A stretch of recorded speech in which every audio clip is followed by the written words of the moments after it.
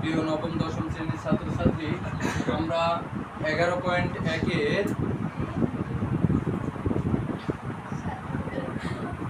সাথে খ অঙ্ক করব। দেখো এখানে দেওয়া আছে হচ্ছে এ অনুপাত বি এবং বি অনুপাত সি।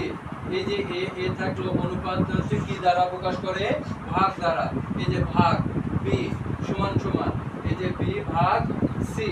এবার আর গুণন করা হয়েছে, এটা দিয়ে এটা গুণ, এটা দিয়ে এটা গুণ, বি আর বি গুণ করে বি স্কয়ার, এ আর সি গুণ করে এসি। এবার বাম পক্ষ দেখো, এটা দেওয়া আছে, আমি উঠাইছি এইটা, এই এ 1/a cube 1/b cube 1/c কিউবের সাথে গুণ পর্যায়ে আছে।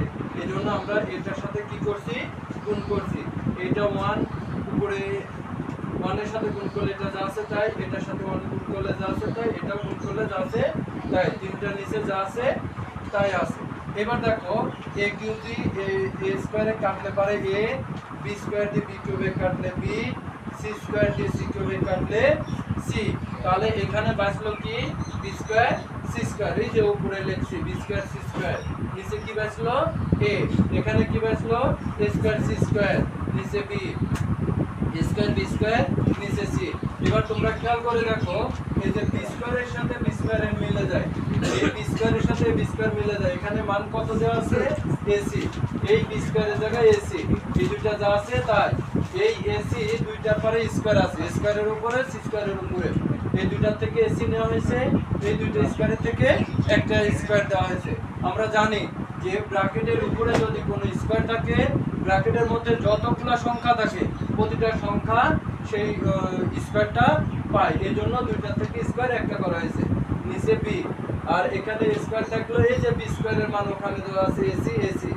এই সি সি কেটে দিলাম, এখানে এ কেটে দিলাম। তাহলে এখানে সি কয়টা? দুইটা, আর এখানে একটা। কয়টা হলো? তিনটা।